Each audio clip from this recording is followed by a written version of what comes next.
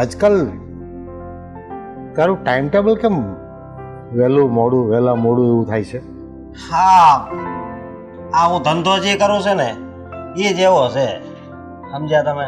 એટલે ક્યારેક વહેલું જવાનું હોય, ક્યારેક મોડું જવાનું હોય, આયલા કરે. રાતે પણ વહેલા મોડો ઘણી વાર આવે છે. જમીને તરત બહાર આંટા મારવા જતો રહે છે. પહેલાં તો એવું નહોતું ને. તો હું ઘરમાં ને ઘરમાં બેહું? અશોક, વાત એવી નથી. તો કેવી છે? આ ફરક શેનો આવી ગયો એમ પૂછું છું. હા, મગજ તપી જાય છે હવે મારો, સમજ્યા? એટલે છે ને મારે બહાર જવું પડે. ઠીક છે. આ સુષ્મા, ટિફિન થઈ ગયું કે આજે મારે ભૂખ્યું રહેવાનું છે? અરે પણ શાંતિથી કે ને, ઘરકામમાંથી નવરી પડશે એટલે બનાવી દેશે. હજી બનાવી દેશે? અરે તૈયાર જ હોય, પણ 2-5 મિનિટ થોભી જવાનું બૂમ પાડીને. પેકિંગ કરતા ટાઈમ તો લાગે કે નહીં? હા, હું જ્યાં કામ પર જાઉં છું, તમને ખબર છે 5 મિનિટ ત્યાં મોડો પડ્યો હોય તો શું થાય? હા, અરે 5 મિનિટ વહેલું ઉઠવાનું, મોડું કરવાનું શું કામે? લે, તારી ચા આવી ગઈ. અરે મેં ટિફિન મગાવ્યું હતું. ટિફિન રેડી જ છે, ચા પી લો પહેલા.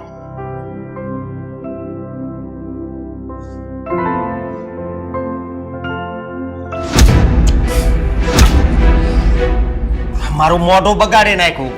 તને હરખી ચા બનાવતા નથી આવડતી? હે એ ભાઈ, ચા તો હું પીવું છું.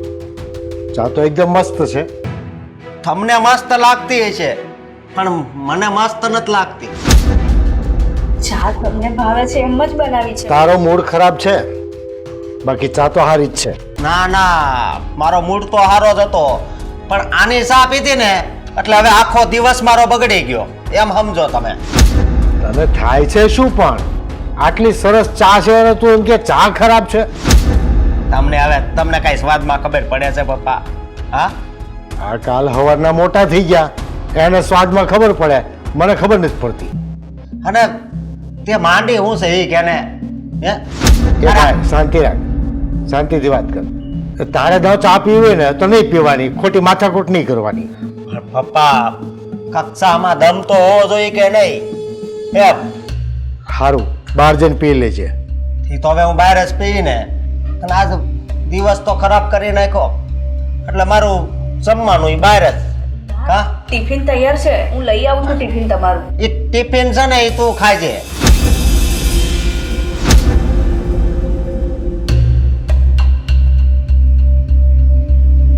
બેટા, એના બોલ્યા હમ નહીં જોતી.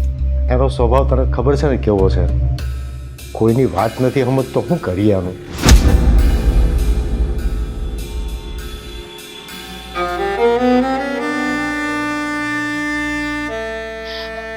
અરે સુષ્મા બેટા,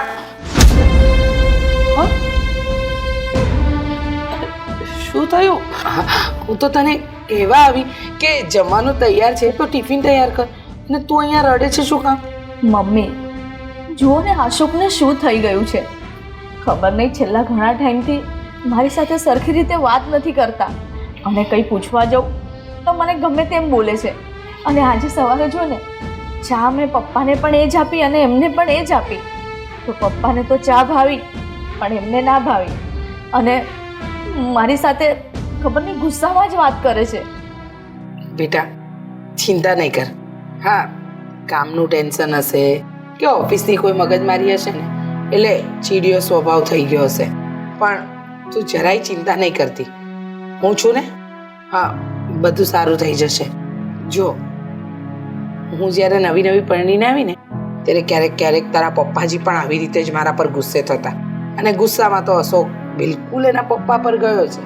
અને જો તને એવું લાગે ને કે અશોક તારી સાથે કોઈ ખરાબ કે ગેરવર્તન કરે છે તો મને કહી દેજે ને, હું એને સમજાવીશ, હું એની સાથે વાત કરીશ. પણ તું નહીં રડ. હા, જો તું રડે ને બેટા તો મને ન ગમે. ને આમ પણ આપણા શાસ્ત્રમાં કહ્યું છે, ઘરની લક્ષ્મીને રડાવો ને તો મહાલક્ષ્મી પણ રૂઠી જાય. અને અમારે તને રડાવી નથી. મમ્મી, મને તો તમારાથી અને પપ્પાથી કોઈ જ વાંધો નથી. તમે તો મને દીકરી કરતાં પણ વિશેષ સાચવી છે. અને અત્યાર સુધી મને અશોક પણ એ રીતે જ રાખતા હતા. ખબર નહીં અચાનક એમનામાં આટલો બધો બદલાવ કેમ આવી ગયો છે. તું ચિંતા નહીં કર બેટા, સમયની સાથે બધું સારું થઈ જશે. મને ખબર છે કે એ હમણાંનો ગુસ્સાવાળો થઈ ગયો છે. એનો સ્વભાવ એવો છે કે સમજાતું નથી, ક્યારેક સારો તો ક્યારેક નબળો. ગઈકાલે તો મારી સાથે પણ ઝઘડો કરી બેઠો. હા, મોજાની બાબતમાં. એના મોજા ભૂલથી પોતું માર્યું હતું, એના પર પગ પડી ગયો. મોજા ભીના થઈ ગયા અને મને મોજા આપતા 5 મિનિટની વાર લાગી તો મારા પર પણ ગુસ્સો કર્યો. પણ એની કોઈ વાતને તારા મન પર ના લઈશ, હા? અને હું અશોકને સમજાવીશ, અને નહીં સમજે ને તો કાન પકડીને એક લાફો પણ મારીશ, હા? ના મમ્મી, લાફો મારવાની કોઈ જરૂર નથી. આ તો મને સવારે ગુસ્સે થયા ને એટલે મને થોડું મન પર લાગી આવ્યું. પણ મન પર નહીં લેવાનું ને. અને જો મનમાં લઈએ ને તો મન ભરીને જીવી ના શકીએ એવું કહેવાય છે. એટલે અમુક વાતને છે ને અહીંયાથી કાઢી નાખવાની. ચાલો હવે આપણે સાસુ વહુ બેવ જઈને જ રસોડામાં કામ કરી. હા મમ્મી, ચાલો. ચાલો.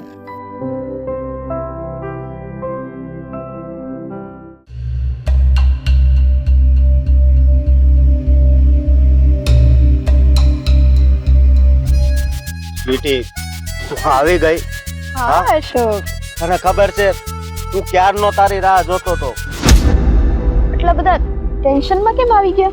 હા, આવી જવાય, કારણ કે તું પહેલેથી લેટ જ આવે છે.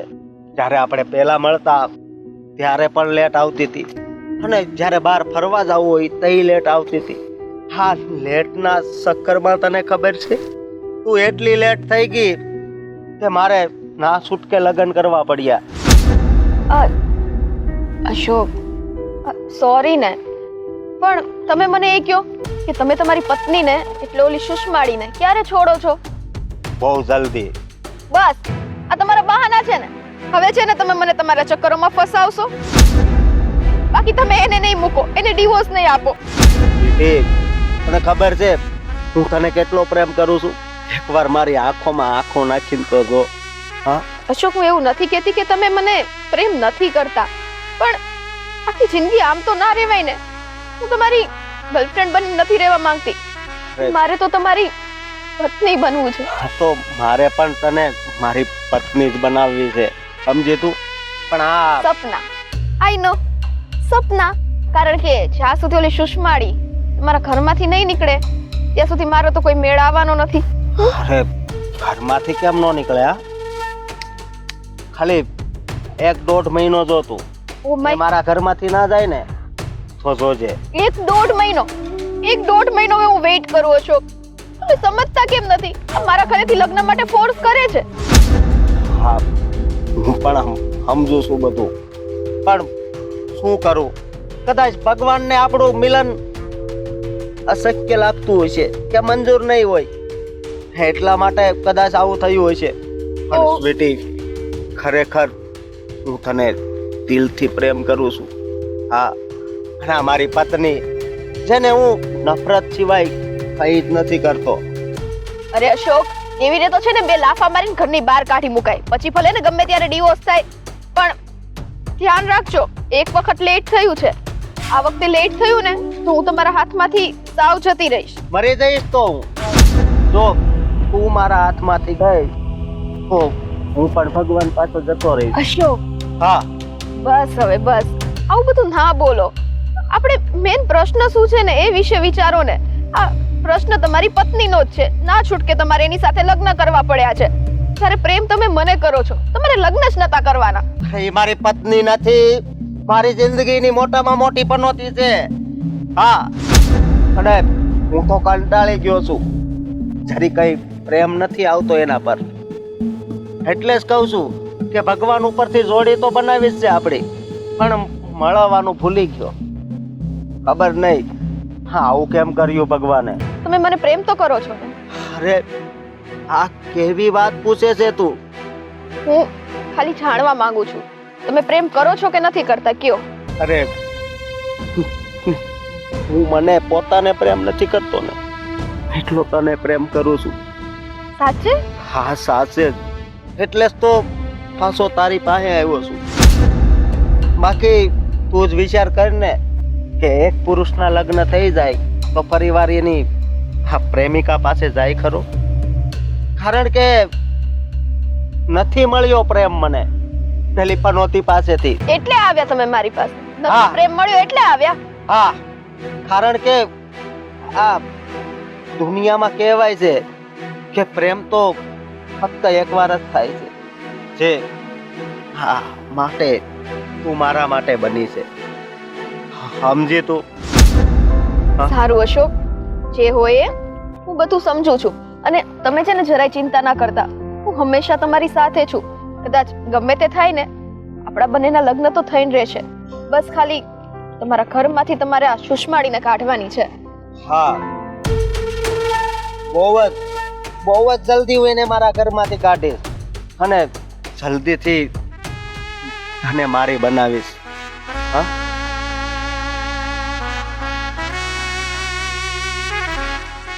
અશોકભાઈ, હા, હા, બોલ. આ કોણ હતો અશોકભાઈ? હા, મારી પ્રેમિકા હતી જેની સાથે હું જલ્દીથી લગ્ન કરીશ.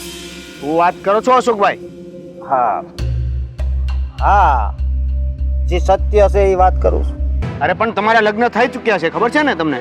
લગ્ન તો થઈ ગયા છે પણ મારો પ્રેમ છે ને એ હજી અધૂરો રહી ગયો છે. એ મોટા ભાઈ, શું પ્રેમ પ્રેમ લગાવી રાખ્યું છે? કેમ, તને કઈ પ્રેમમાં ખબર પડે? બસ તને તો આ ભક્તિ કરતા જ આવડે છે, બીજું કઈ તારી જિંદગીમાં તે કર્યું? હા? અચ્છા. પણ એટલું યાદ રાખજે કે આ પ્રેમ પણ ભગવાને જ બનાવ્યો છે. એટલે એકવાર જિંદગીમાં તું હાસો કોકને પ્રેમ કરીને જો તો તને સમજાશે કે પ્રેમ કોને કહેવાય. એક મિનિટ, જો તમે સાચો પ્રેમ કર્યો તો સાચા પ્રેમ કરવા વાળા બીજા કોઈની જિંદગી પણ નથી બગાડતું. એટલે તમે જે આ લગ્ન કરી લીધા છે તો હવે સુષ્મા ભાભીનું શું? અરે એનું જે થાય એ મારે નથી જોવાનું. તો કોણ જોશે? હા, બધાયનો ભગવાન છે એ જોશે, સમજો તું? જો હું એ વ્યક્તિને તો નથી ઓળખતો, પણ તમને તો સમજાવી શકું ને કે આ વસ્તુ જે થઈ રહી છે ને એ ખોટી થઈ રહી છે. એટલે સમજી જાઓ અને વહેલા સમજી જાઓ તો વધુ સારું છે. ના ના, હવે સમજવાની જરૂર સુષ્માને છે, મારે નહીં. અને તને તો બધી ખબર પડી જ ગઈ કે તારી સગી આંખોથી જોયું ને. હા, કે અમે કેમ બંને પ્રેમી પંખીડા ઉભા હતા. એ જ તો કીધું કે આ બધું ખોટું કરી રહ્યા છો, એ બંધ કરી દો તો વધુ સારું. હું બંધ કરી દઉં? હા, અને તું મારો નાનો ભાઈ થઈને મને શીખવાડે છે કે મારે શું કરવું ને શું ના કરવું? ભાઈ, આમાં નાના મોઢા ત્યારે જ ખુલે છે જ્યારે કોઈક મોટા મોઢા કંઈક ખોટું કરી રહ્યા હોય. અરે એવું કાંઈ ન હોય ભાઈ, સમજો તું? મેં તો આને બહુ પ્રેમ કર્યો હતો પણ એટલી લેટ થઈ ગઈ ને એટલે મારે આ ખોટા લગ્ન કરવા પડ્યા. કઈ વાંધો નહીં. હા, હવે જે થઈ ગયું એ થઈ ગયું, હા, પણ હવે જે થવાનું છે હા, એ અટકાવવાની હું જરૂર કોશિશ કરીશ. જો તમે તમારી રીતે નહીં માનો તો પછી આ વાત મોટાભાઈ હું ઘરે કરી શકું છું. કઈ વાંધો નહીં, વિના સંકોચે કરી નાખજો, સમજો? કારણ કે મેં આ સ્વીટીને બહુ પ્રેમ કર્યો છે અને હાસો પ્રેમ કર્યો છે. જે કર્યું હોય તે. અત્યારે તમે એક સંસાર માંડીને બેઠા છો, એની પણ જિંદગી જોવાની છે. હવે તમને ફરક ન પડતો હોય તો કાંઈ નહીં, મને જરૂરથી ફરક પડશે. અને આપણા પરિવારને, અને આપણા પરિવાર ઉપર દાગ લાગશે ને એ તો હું ક્યારેય નહીં જોઈ શકું. એટલે જો તમે જલ્દી સમજી જાઓ તો સારું છે. હું તમને થોડો સમય આપીશ, એ સમયમાં તમારથી જે થતું હોય તે કરજો અને આ જે બધી બહારના વહીવટો છે એ પતાવજો, નહીંતર પછી આ વાત ઘરે કરી દઈશ. ઓકે? મારે તમારી કોઈ વાત નથી સાંભળવી.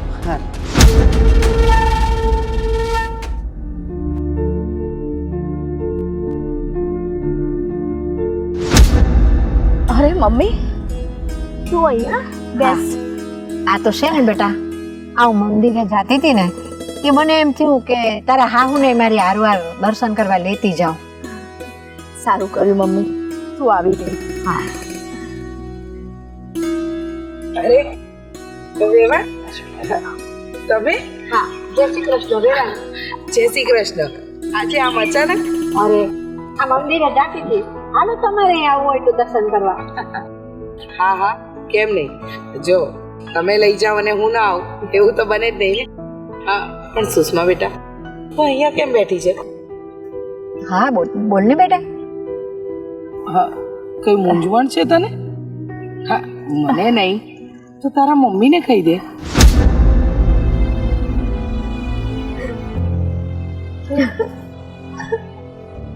બેટા રડમાં. વેવા તમે હમણાં પૂછતા હતા ને કે તમારી તબિયત કેમ છે. આ મારી દીકરી ખુશ હોય ને તો જ હું ખુશ છું. મારી દીકરીને અહીંયા કંઈક તકલીફ લાગે છે. ના મમ્મી, હા તો બહુ દિવસ થયા ને તો મને ઘરની યાદ આવી ગઈ.